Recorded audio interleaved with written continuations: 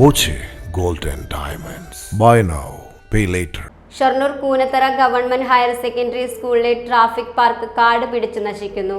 പോലീസിന്റെ നിയന്ത്രണത്തിലുള്ള പാർക്കാണ് സ്കൂളിൽ സംരക്ഷണമില്ലാതെ നശിക്കുന്നത്.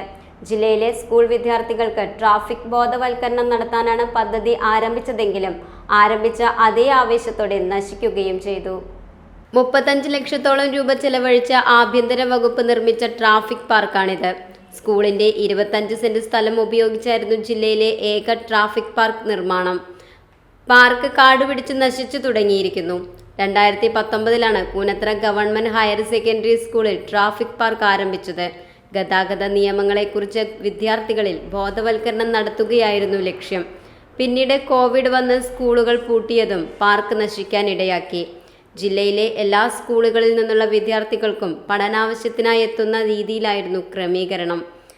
ജില്ലാ പോലീസ് മേധാവിയുടെ നിയന്ത്രണത്തിലായിരുന്നു പാർക്ക്. ഇപ്പോൾ ട്രാഫിക് സിഗ്നൽ ലൈറ്റുകളിലൊന്ന് ആർക്കോ വേണ്ടി കത്തുന്നുണ്ട്. പരിപാലനമില്ലാതെ പാർക്കിനകത്തെ പാതകളെല്ലാം തകർന്നാണ് കിടക്കുന്നത്. സോളാറിൽ പ്രവർത്തിക്കുന്ന സിഗ്നൽ സംവിധാനമായതുകൊണ്ട് തന്നെ ലൈറ്റ് ഇങ്ങനെ കത്തി നിൽക്കുകയാണ്. കുട്ടികൾക്ക് കളിക്കാനുള്ള ഉപകരണങ്ങളെല്ലാം നശിച്ച് പൊട്ടിവീണ് തുടങ്ങിയിട്ടുണ്ട്. പാതകളെല്ലാം തകർന്നാണ് കിടക്കുന്നത്. ട്രാഫിക് പാർക്ക് അറ്റകുറ്റപ്പണി നടത്തണമെന്നാവശ്യപ്പെട്ട് പ്രിൻസിപ്പൽ ആഭ്യന്തരമന്ത്രിക്ക് കത്ത് നൽകിയിട്ടുണ്ട്. അറ്റകുറ്റപ്പണി നടത്തി സംരക്ഷിക്കണമെന്നാവശ്യപ്പെട്ടാണ് കത്ത് നൽകിയിരിക്കുന്നത്.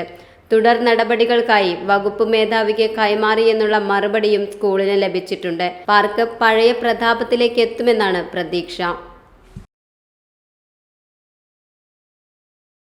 Time kids pre school, Mannannur road, Vaniyamkulam. .View news. കാഴ്ചകളാണ് ലോകം, കണ്ടു തുടങ്ങുക.